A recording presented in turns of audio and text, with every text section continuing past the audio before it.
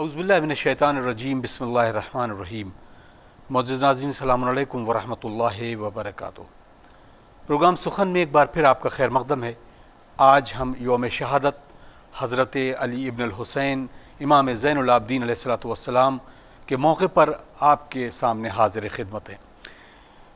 ناظرین اکرام، اس ذات بابرکت نے جس طریقے سے کربلا کے بعد مشن حسینی کو منظر عام تک پہنچایا اور کربلا کے بعد جن تمام چیزوں کو ہم تک پہنچنا تھا اس کو ہم تک پہنچانے میں پوری کامیابی کے ساتھ اپنی زندگی کو صرف کیا۔ ناظرین اکرام، ایک بڑا خوبصورت سا شعر ہے کیونکہ کربلا میں جو مظالم امام مظلوم کربلا نے دیکھے، اس کے بعد شام اور کوفہ کی جو منزلیں طے کی، اس کے باوجود آپ کو زین العابدین و سید الساجدین کے لقب سے نوازا گیا۔ ایک شعر ہے کہ کربلا کے بعد بھی تم سید سجاد ہو،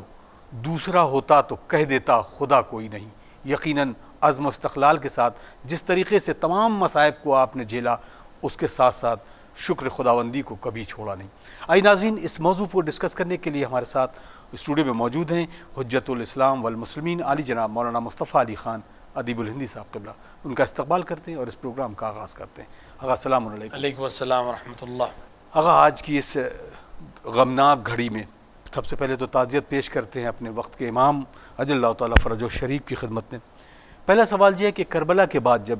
مارکہ کربلا کے بعد امام کے سامنے وہ تمام مصیبتیں تھیں، ساری مصیبتوں کے ساتھ کس طریقے سے جو فرائض تھے امامت کے وہ انجام دیے آپ نے؟ اعوذ باللہ من الشیطان الرجیم، بسم اللہ الرحمن الرحیم، الحمد للہ رب العالمین، وصلی اللہ علی سیدنا محمد وعلیہ الطیبین الطاہرین۔ سب سے پہلے امام عصر رضی اللہ تعالیٰ فرجہ الشریف تمام ناظرین کی خدمت میں، آپ کی خدمت میں شہادت امام علی بن الحسین زین العابدین علیہ الصلوۃ والسلام کی تعزیت اور تسلیت پیش کرتے ہیں۔ وہ مظلوم امام کے جس نے نہ صرف اپنے باپ کی شہادت کو دیکھا، اپنے بھائیوں اور چچا اور اعزہ اور اقربا کی شہادت کو دیکھا، بلکہ ان بے سر اور بے کفن لاشوں کو بھی دیکھا کہ جن کو دشمن نے دفنانے کی اجازت نہیں دی۔ وہ امام کے جس نے زندگی بھر یہ گریہ کیا کہ وہ کوفے اور شام کے بازاروں میں اس طرح سے پھرایا جا رہا تھا جیسے دیلم اور حبش کے غلاموں کو پھرایا جاتا ہے۔ وہ امام کے جس نے اس بات پر گریہ کیا کہ بے شک شہادت ہمارا ورثہ ہے، لیکن کیا آل محمد کی آل کا بازاروں میں لے جانا اور سربرہنہ بازاروں میں پھرایا جانا، یہ کس طرح کی رسم مسلمانی تھی۔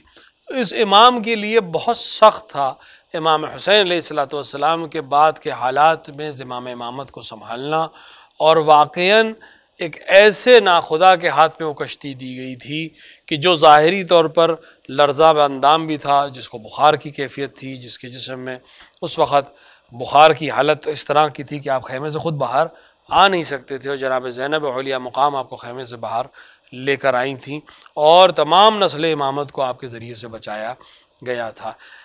آپ کی بیماری یا آپ کی وہ کچھ وقت کا جو بیماری تھی، اس کی وجہ صرف آپ کو واقعہ کربلا میں جہاد سے محروم یا یوں کہا جائے کہ جہاد سے مستثنیٰ کرنے کے لیے کیا گیا تھا، ورنہ آپ پر جہاد واجب ہو جاتا ہے۔ اسی لیے میں آپ کے ذریعے سے یہ ناظرین سے درخواست کروں گا کہ ہم یہ جو مسلسل کہتے ہیں بیمار امام بیمار امام، یہ لفظ صحیح نہیں ہے اور قبیح ہے، امام کی شان کے خلاف ہے۔ امام کچھ ساعت کے لیے، کچھ گھنٹوں کے لیے مصلحت خداوندی سے ظاہری طور پر جسمانی مرض میں مبتلا ہوئے تھے تاکہ جہاد فی سبیل اللہ کا حکم ان کے اوپر سے ہٹا لیا جائے، وَإِلَّا ان کے لیے ضروری ہو جاتا کہ وہ اپنے بابا کی نصرت کرتے ہوئے مقام شہادت پر فائز ہوتے، جبکہ آپ کا جہاد بعد کربلا یعنی بعد شہادت امام حسین شروع ہوتا ہے۔ اور صحیح معنوں میں اگر ہم دیکھیں تو تلوار سے جہاد اس جہاد کے مقابلے میں بہت آسان نظر آئے گا، کیونکہ تلوار چلانے والا انسان کچھ کو قتل کرے گا اور آخر میں قتل ہو جائے گا، اس کے جسم پہ چوٹ لگے گی اور آخر روح بدن سے جدا ہو جائے گی اور اس کی تکلیفیں ختم ہو جائیں گی۔ لیکن جو انسان زندگی گزار رہا ہو، ہر آن اس کے لیے تکلیف دہ ہو جاتی ہے، اگر وہ بیڑیوں میں جکڑا ہوا ہو، اگر وہ ہتھکڑیوں میں جکڑا ہوا ہو، اگر اس کے گلے میں توق ہو، اور یہ جسمانی اذیت اس روحانی اذیت کے سامنے کچھ نہیں ہے جہاں بازاروں میں آپ کو پھرایا جا رہا ہو اور آپ کے سامنے شہداء کے سروں سے کھیلا جا رہا ہو اور اس کے سلسلے میں مختلف مصائب دیکھنے پڑ رہے ہو۔ لیکن ان سب کے باوجود آپ نے اپنی زمام امامت کو اس طرح سے نبھایا کہ ہم یہ کہہ سکتے ہیں کہ آج تشیع جس شکل میں ہے، آج ہم اور آپ بیٹھ کے جو گفتگو کر رہے ہیں کربلا کے سلسلے سے، آج ہم اور آپ بیٹھ کر امام زین العابدین علیہ السلام کے سلسلے میں جو کسی حسینیہ میں بیٹھ کر بات کر رہے ہیں، یہ صدقے میں امام زین العابدین علیہ السلام کی اس اثارت کے اور اس کام کے جو آپ نے انجام دیا۔ دیکھیں، امام ہر حال میں امام ہوتا ہے، اور امام کی سب سے بڑی ذمہ داری ہوتی ہے اپنی قوم کی ہدایت کرنا، اسی لیے اسے امام کہتے ہیں، وہ آگے کھڑا ہوتا ہے جی۔ اور ہدایت کے مراد یہاں یہ نہیں کہ آپ نے پتہ بتا دیا باقی آپ کو خود سے کرنا ہے، نہیں، امام کا مطلب ہوتا ہے خود لے جانا، خود پہنچنا، خود آگے چلنا، باقی قوم پیچھے چلتی ہے اور اس کے قدم پر قدم رکھتی ہے۔ امام کو امامت کس حال میں مل رہی ہے کہ امام حسین کربلا میں شہید ہو رہے ہیں، جیسے ہی امام حسین شہید ہوئے ویسے ہی آپ امام ہو گئے۔ پہلا حکم امامت آپ کو یہ دینا ہے کہ در خیمے جلائے جا رہے ہیں، اب گھر والے جل کے ختم ہو جائیں یا باہر نکلیں۔ تو جس امام کی امامت اس طرح سے شروع ہو رہی ہے، اس کے لیے کتنی سخت مراحل ابھی آنے والے ہیں۔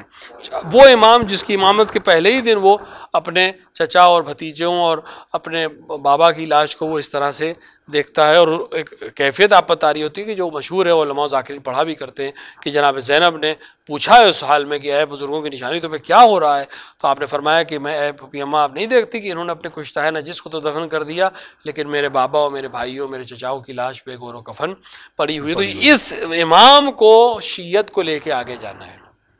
کتنی سخت مراحل سے گزرنا ہے، لیکن اس کے باوجود آپ دیکھیں کیا اسٹریٹجی آپ نے اپنائی۔ وہ پیغام، وہ جنگ جو ظاہری طور پر 10 محرم کی عصر کو شہادت امام حسین سے ختم ہو گئی تھی جی، اور دشمن نے نقارے جیت کے بجائے تھے یہ سوچ کر کہ اب ہم نے سب ختم کر دیا ہے، اب ہمیشہ ہمیشہ کے لیے بنی امیہ کی حکومت رہے گی اور ہمیشہ ہمیشہ کے لیے دین وہی سمجھا جائے گا جو ہم بتائیں گے۔ جی۔ اس موقع پر ایک جوان جس کی عمر 24 یا 25 سال ہے، جس کو گرفتار کر لیا گیا ہے، اس کو اس طرح سے عمل کرنا ہے کہ اپنے بابا کی شہادت بھی دنیا تک پہنچانی ہے، اپنے بابا کا مقام بھی دنیا تک پہنچانا ہے، اس حکومت کی جو جڑیں ہیں اس کو بھی ہلانا ہے، یہاں تک کہ وہ انقلاب برپا ہو جو بعد میں برپا ہوا۔ یہ امام زین العابدین کی خدمت ہے کہ جو آپ نے انجام دی، اور آپ کا احسان ہے جو اس پورے تشیع پہ صرف نہیں پورے عالم اسلام پر احسان ہے کہ بنی امیہ سے کے ظلم اور بربریت سے آپ کی تبلیغ نے، آپ کی دعاؤں نے، آپ کے زہد نے، آپ کے تقوی نے اسلام کو اور مسلمانوں کو نجات دی۔ جی۔ امام کوفے میں تقریر کر رہے ہیں، امام ابن زیاد کے دربار میں تقریر کرتے ہیں، امام شام میں وہ زبردست خطبہ ارشاد فرماتے ہیں اور فضائل اہل بیت کو وہاں بیان کرتے ہیں جس شام میں علی کے نام کو لوگ جانتے نہیں تھے، اور اگر جانتے بھی تھے تو مسلمان کے عنوان سے نہیں جانتے تھے۔ اس شام میں آپ اپنے آپ کو فرزند مکہ بتا رہے ہیں، فرزند منا بتا رہے ہیں، فرزند کعبہ بتا رہے ہیں، اور جب لوگ متوجہ ہو جاتے ہیں تو پھر اعلان کرتے ہیں کہ میں فرزند حسین ابن علی ہوں، میں فرزند زہرا ہوں، میں وارث امام حسن مجتبی ہوں، میں وہ ہوں کہ جو امیر المومنین کا بیٹا ہے، میں وہ ہوں جو یعصوب الدین کا بیٹا ہے۔ تو یہاں وہ فضائل امیر المومنین جو کبھی شام کے لوگوں نے نہیں سنے تھے، وہ اس جرت کے ساتھ اس قید کی حالت میں آپ نے بیان کیے۔ اس سے اپنی شہامت، اپنی جرت اور اپنے لیے جو آپ نے موقف سیٹ کیا تھا اور طے کیا تھا وہ ظاہر ہوتا ہے۔ پھر بعد رہائی، جب آپ کو رہائی مل جاتی ہے اور آپ مدینے آ جاتے ہیں، تب اصل کام شروع ہوتا ہے، اور تب آپ نے 2 بہت بڑے کام کیے، بلکہ یوں کہا جائے 3 بڑے کام آپ نے انجام دیے جو ہم کو ظاہراً دکھائی دیتے ہیں۔ اس کو بہت تفصیل سے انشاءاللہ آپ جس طرح سے بیان کریں، میرے ذہن میں ایک سوال آیا، وہ امام کو لے کر ہے، کیونکہ جب بھی تذکرہ ہوتا ہے تو غیر ہم پر سے سوال یہ کرتے ہیں کہ امام، اس کو علم کیسے ملتا ہے، منتقل علم ہوتا ہے کس طریقے سے؟ کیونکہ میں نے جب اپنے اس سے پایا تو یہ پایا کہ معصوم وہ ہے، امام وہ ہے کہ جس کا کوئی شاگرد نہیں ہوتا، لیکن اس کے باوجود علم کیسے پاتا اور کیسے علم کو آگے بڑھاتا ہے؟ دیکھیں، امام ایک منصب الہی ہے، یعنی اہل امامیہ کی نظر میں امام منصوب من اللہ ہوتا ہے، منصوص من اللہ ہوتا ہے، یعنی خدا طے کرتا ہے کون امام ہوگا۔ جی۔ اور امام اپنے زمانے کے تمام علماء سے زیادہ عالم ہونا چاہیے ہر فیلڈ میں، صرف اس چیز میں نہیں کہ مثلا وہ اقتصاد میں آگے ہے، اکنامکس میں پیچھے ہے، مثال کے طور پر طاقت میں آگے ہے لیکن سائنس نہیں جانتا، نہیں، ہر علم میں اس کو اپنے زمانے کے ہر فرد سے افضل اور ممتاز ہونا چاہیے، تبھی وہ ان کا امام ہو سکتا ہے۔ یعنی امام ایک سائنٹسٹ کا بھی امام ہے، امام ایک انجینئر کا بھی امام ہے، امام ایک فزیشین کا بھی امام ہے، امام ایک عام مزدور کا بھی امام ہے، امام ایک عام درس دینے والا کا بھی امام ہے۔ تو ان میں سے اگر کسی ایک سے وہ کسی بھی صنف میں کم علم رکھتا ہے تو پھر اس کا امام نہیں ہو سکتا، لہٰذا اس کے لیے ضروری ہے کہ وہ ان سب سے افضل ہو اور تبھی وہ امام بنے گا۔ تو اب اس کو علم، اس طرح کا علم یونیورسٹیز میں اور کالجز میں نہیں ملتا، کیونکہ یونیورسٹیز اور کالج یا کسی استاد کے پاس علم جب ہم حاصل کرتے ہیں تو کسی ایک صنف میں بہت زیادہ محنت کر لی تو 2 ڈپارٹمنٹس میں، بہت ہو گیا 3-4 چیزوں میں اس نے علم حاصل کر لیا، لیکن بہرحال جتنا علم بھی وہ حاصل کر لے، آخرش بہت سے علوم ایسے ہیں جن کو وہ نہیں جانتا۔ مثال کے طور پہ جو میڈیکل کا اسٹوڈنٹ ہے اس کو انجینئرنگ کی چیزیں نہیں معلوم ہے، جو انجینئرنگ کا اسٹوڈنٹ ہے اس کو میڈیکل سائنس کے بارے میں کچھ نہیں پتا ہے، جو مثال کے طور پر الیکٹرانکس پہ کام کرتا ہے اسے ان تینوں چیزوں کے بارے میں کوئی علم نہیں ہے۔ وہ عالم ہے لیکن ایک خاص محدود چیزوں کا عالم ہے، اور جتنی چیزوں کا عالم ہے اس سے کہیں زیادہ چیزوں کے سلسلے کا وہ جاہل ہے۔ لیکن یہ امام جو ہے جسے ہم امام کہتے ہیں، جسے خدا نے اپنا نمائندہ بنا کر بھیجا ہے، وہ ہر طرح کا علم رکھتا ہے۔ تو جب اس کے پاس ہر طرح کا علم ہونا ہے تو پھر وہ وہیں سے علم لے سکتا ہے جہاں سارے علم موجود ہوں۔ لہٰذا یہ سلسلہ، یہ امامت کا سلسلہ جو منسوب من اللہ ہے، اس کا علم بھی وہیں سے آئے گا جہاں سے رسولوں کو علم ملتا ہے، جہاں سے انبیاء کرام کو علم دیا جاتا ہے، بلکہ یوں کہا جائے کہ جہاں سے علم کی ابتدا ہوتی ہے وہیں سے آپ کے علم کی بھی ابتدا ہوتی ہے۔ جو خالق علم ہے اس نے ان کو علم دیا ہے، خدا بند عالم کے علاوہ کوئی نہیں ہے جو ان کو یہ علم دے سکتا ہو۔ اسی لیے آپ علماء سے و ذاکرین سے سنا کرتے ہوں گے کہ امام نے رموز امامت حوالے کی ہے۔ یہ رموز امامت وہی علوم ہیں جو ہر امام اپنے بعد والے امام کو منتقل کرتا ہے۔ آج کے دور میں سمجھانا بہت آسان ہو گیا ہے، کیونکہ اب ہم دیکھتے ہیں کہ مثال کے طور کے اوپر ہمارے پاس بہت زیادہ ڈیٹا ہے، ایک کسی ہارڈ ڈسک کے اندر، ایک کسی سپر کمپیوٹر میں، کچھ گھنٹے میں یہ سارا ڈیٹا ہم کسی اور جگہ ٹرانسفر کر سکتے ہیں جس میں نہ جانے کتنا علم ہے۔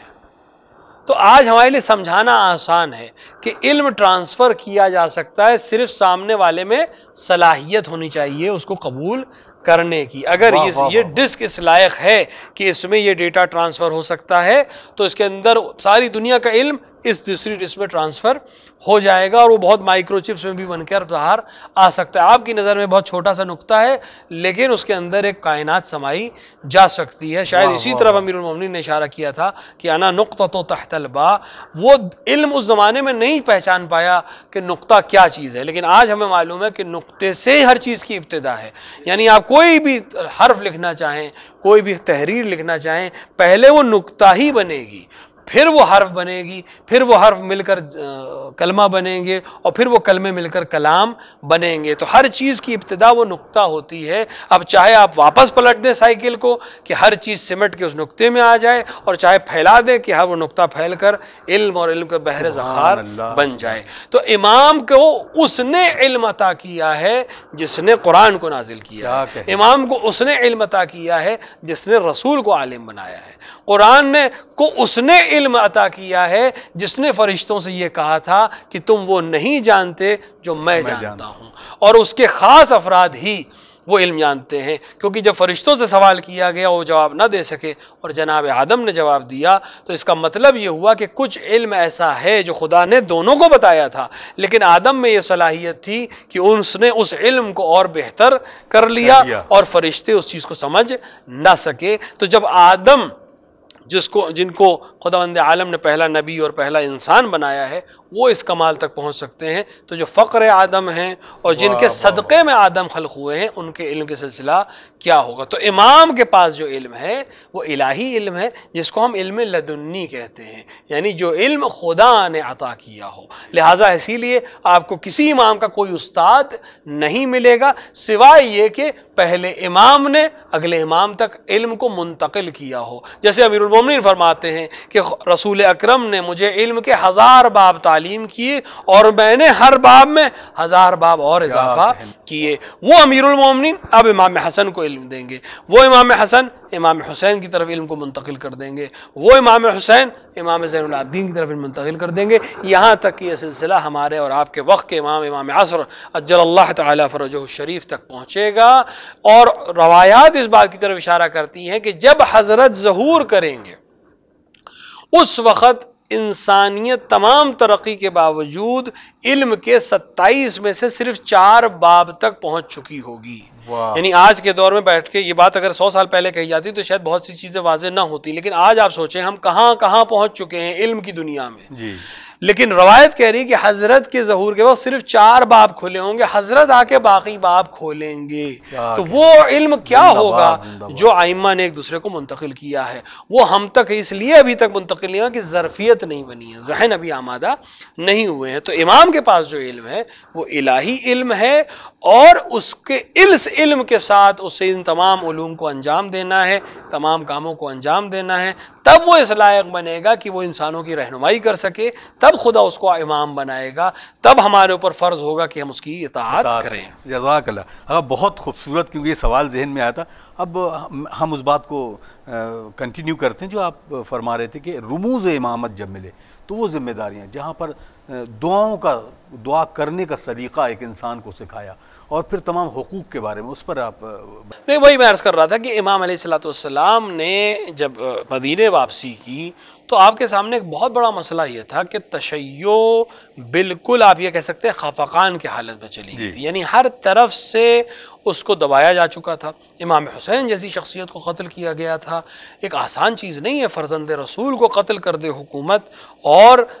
کسی میں کوئی جرت نہ پیدا ہو پائے. یہ اتنا زیادہ خفقان کی حالت ہے کہ انسان سوچنے پہ مجبور ہو جاتا ہے کہ اس حالت میں کیا جائے. اور امام علی بن الحسین امام زین العابدین نے اس کے علاج کے لیے فوراً ان چیزوں کا علاج کرنا شروع کیا جس کی وجہ سے کربلا وجود میں آئی تھی. کربلا کس چیز کی وجہ سے وجود میں آئی؟ کربلا وجود میں آئی آل محمد سے دوری کے نتیجے میں. کربلا وجود میں آئی آل محمد سے محبت میں کمی کی وجہ سے، یا آل محمد کی عدم معرفت کی وجہ سے. لہٰذا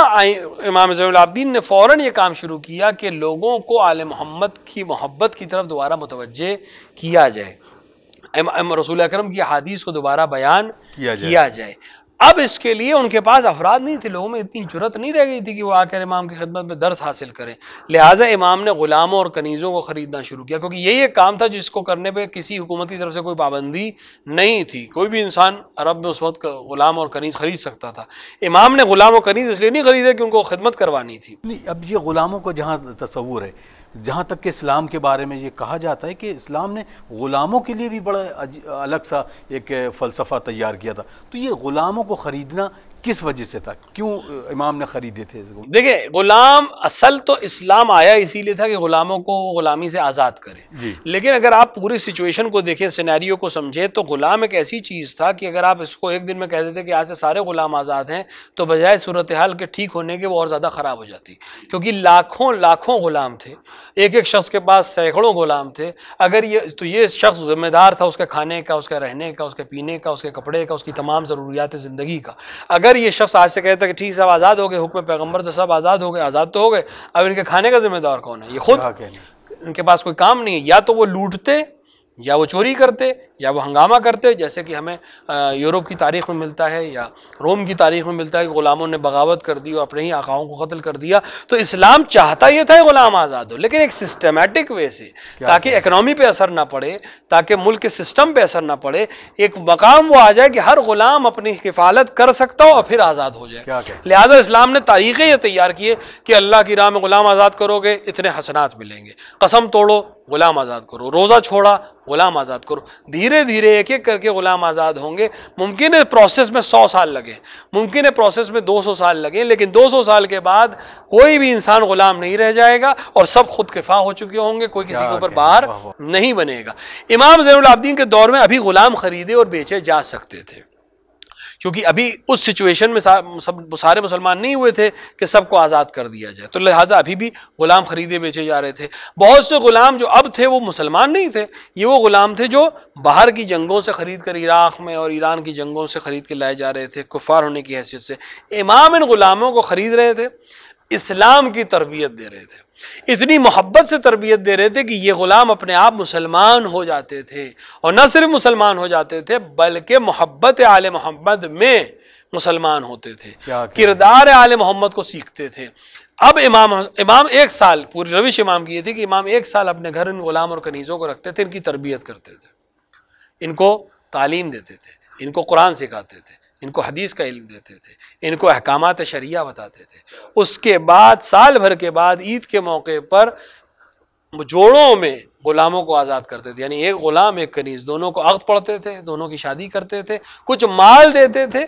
یعنی آزادی بھی دیتے تھے، ورقۂ آزادی بھی دیتے تھے کہ یہ غلام میرا تھا، میں نے اس کو آزاد کر دیا، اب یہ کسی کا غلام نہیں ہے، اور ساتھ میں کچھ مال دیتے تھے کہ اپنی نئی زندگی شروع کرو۔ ہم نے جو سال بھر تمہیں تعلیم دی ہے، اب تمہاری ذمہ داری ہے کہ تم اپنی زوجہ کو لے کے فلاں شہر چلے جاؤ، تم فلاں قبیلے میں چلے جاؤ، تم فلاں مدینے میں چلے جاؤ، اب وہاں جا کر لوگوں کو آل محمد کا دین بتاؤ۔ نتیجے میں اب یہ غلام جب کسی شہر پہنچا تو اس نے جب کسی کو دیکھا وضو کرتے ہوئے تو اس نے کہا کہ علی ابن الحسین ایسے وضو کرتے تھے، علی ابن الحسین یہ حدیث بیان کرتے تھے۔ نتیجے میں وہ کام جو امام زین العابدین خود نہیں کر سکتے تھے حکومت کے دباؤ کی وجہ سے، ان غلاموں کے ذریعے سے کرایا، اور نتیجے میں 100 ہجری آتے آتے ایک عظیم فکر ڈیولپ ہوئی جس نے بنی امیہ کے تیاری شروع کی، اور آخر میں ہم بنی امیہ کے زوال کو دیکھتے ہیں، اور پھر سے آل محمد کی محبت کو ہم زمانے میں اجاگر ہوتے ہوئے دیکھتے ہیں۔ جزاک اللہ۔ بہت کم وقت ہے آقا، میں چاہوں گا کہ امام کے حقوق اور دعا کے بارے میں تفصیلات تو نہیں عرض فرما سکتے، لیکن میں سمجھ چاہتا ہوں کہ تھوڑی سی کچھ باتیں اس زاویے سے بھی ہو جائے، اور پھر اس کے بعد شہادت کے کچھ پہلو جو آپ بیان کر دیجیے۔ دیکھیے، امام نے ایک کام تو جو میں نے عرض کیا کہ غلاموں کی تربیت کے ذریعے سے کیا، دوسرا امام نے معارف کو جگانے کے لیے، توحید اور معرفت الہی کے لیے آپ نے دعاؤں کا سہارا لیا، اور آپ کی دعائیں جو صحیفہ سجادیہ اور صحیفہ سجادیہ کاملہ کے نام سے آج ہمارے پاس ہیں، ایک ذخیرہ ہیں علوم کا اور معرفت الہیہ کا، توحید کا۔ اگر ہم اپنے جوانوں سے گزارش کریں گے ضرور پڑھیں، اور کم سے کم دعاؤں کا ترجمہ ضرور پڑھیں۔ آپ صرف صحیفہ کاملہ کو پڑھ لیں گے، امام کے الفاظ کا برکت آپ کو مل جائے گی، لیکن پڑھیں کہ امام اس میں کیا کہہ رہے ہیں، خدا کو پہچانوا رہے ہیں۔ ایک طرف دعا ہے، راز و نیاز ہے، ساتھ میں دعا کر کے خدا کی عظمت کو بیان کر رہے ہیں، اس کی حمد و ثنا کر رہے ہیں۔ تو دعا کے ذریعے سے وہ پیغام توحید جو نہیں پہنچا سکتے تھے، وہ آپ نے دعا کے ذریعے سے لوگوں کو تعلیم کیے۔ اور پھر رسالہ حقوق جو پورا آپ نے مرتب کیا، جس میں ایک دوسرے پر کیا حق ہے ہمارا، رائٹ سب کو اپنے پتہ ہوتے ہیں، لیکن ذمہ داریاں کیا ہیں یہ اکثر لوگ اس سے اپنا آپ غافل بھی رہتے ہیں، یا یوں کہیے کہ بچنا چاہتے ہیں۔ امام نے ذمہ داریاں بتانا شروع کی، خدا کی سلسلے میں تمہاری ذمہ داری کیا ہے، رسول کے سلسلے میں تمہاری ذمہ داری کیا ہے، امام کے سلسلے میں تمہاری ذمہ داری کیا ہے، باپ کے سلسلے میں کیا ہے، ماں کے سلسلے میں کیا ہے، اب اس کا برعکس بھی اولاد کے سلسلے میں کیا ہے، غلام کے سلسلے میں کیا ہے، مسجد کے سلسلے میں کیا ہے، قرآن کے سلسلے میں۔ ایک رسالہ ہو، ایک تفصیل، 50 سے زیادہ حقوق آپ نے اس میں نقل کیے۔ اگر ایک انسان اپنی زندگی میں اسی رسالہ حقوق کو اپنا یہ سمجھ لیں سلیبس بنا کر اپنی زندگی اسی سلیبس پہ گزارے، آپ یقین مانیں اس سے بہتر سماج اور اس سے بہتر انسان تربیت نہیں کر سکتا۔ کوئی کالج، کوئی یونیورسٹی ایسے تربیت نہیں کر سکتی جیسے امام نے اس رسالہ حقوق میں تربیت کی ہے، بشرط ہے کہ انسان صرف پڑھے نہیں، اس پر عمل کرنے کی کوشش کرے۔ یہ 3 عمل کرتے ہوئے امام نے زندگی اپنی گزاری، اور ان 3 عملوں کا نتیجہ یہ ہوا کہ بنی امیہ کے خلاف ایک بہت بڑی لہر مدینے میں اور اطراف مدینے میں پورے عالم اسلام میں دوڑی، جس کو بعد میں بنی عباس سے پورا فائدہ اٹھا کر بنی امیہ کو بہرحال نیست و نابود کر دیا، اور آل محمد کی محبت دوبارہ لوگوں کے دل میں جاگی، اور جس کا فائدہ امام محمد باقر علیہ السلام اور امام جعفر صادق کو ملا کہ لوگ اب امام کی خدمت میں آنے لگے، اور 5000 اور اس سے زیادہ شاگرد مدینے میں آ کر علوم حاصل کرنے لگے۔ اسی وجہ سے جب حکومت کو یہ خوف ہوا، یہ ڈر ہوا کہ اب یہ شخص جس کو ہم سوچ رہے تھے گرفتار ہو چکا ہے وہ ہمارے لیے ایک خطرہ ہے، تو امام کو زہر دیا گیا اور امام اس زہر کے نتیجے میں آپ نے جام شہادت نوش کیا۔ روایت کہتی ہے کہ جب امام مظلوم کے بدن سے غسل دینے کے لیے کفن کو ہٹایا گیا تو وہ تازیانے جو آپ کو مارے گئے تھے اس کے داغ موجود تھے۔ سوچیں کہ امام محمد باقر نے جب اس منظر کو دیکھا ہوگا تو ایک بار کربلا کا منظر پھر سے آنکھوں کے سامنے آ گیا ہوگا کہ جب ہر موقع پر امام کے پشت پہ تازیانے برسائے جاتے تھے، لیکن ہاں مدینے میں ایک عظیم تشیع ہوئی اور اس تشیع کے بعد امام کو دفن کر دیا گیا۔ یقیناً روح امام سجاد نے امام حسین سے کہا ہوگا بابا میں شرمندہ ہوں کہ آپ کی تشیع کے لیے کوئی موجود نہیں تھا، آج ہزاروں لوگوں کے مجمع میں مجھے دفن کیا جا رہا ہے۔ بہت بہت شکریہ آقا۔ یقیناً ناظرین، آج اس یوم شہادت اشکوں کا نذرانہ پیش کرتے ہیں اپنے امام کے حضور، وہ امام جس نے کربلا کے ان وادیوں سے سفر شروع کیا اور اپنی پوری زندگی اسلام کو سرشار کر دیا۔ ناظرین، وقت ہمیں اجازت نہیں دیتا کہ ہم اس مزید گفتگو کو آگے بڑھائیں، ہمیں اجازت دیجیے۔ والسلام علیکم ورحمۃ اللہ وبرکاتہ۔ ای وقت امام کے ظہور کی تعجیل کی دعا کرتے ہیں۔ بسم اللہ الرحمن الرحیم، اللہم عجل لولیک الفرج۔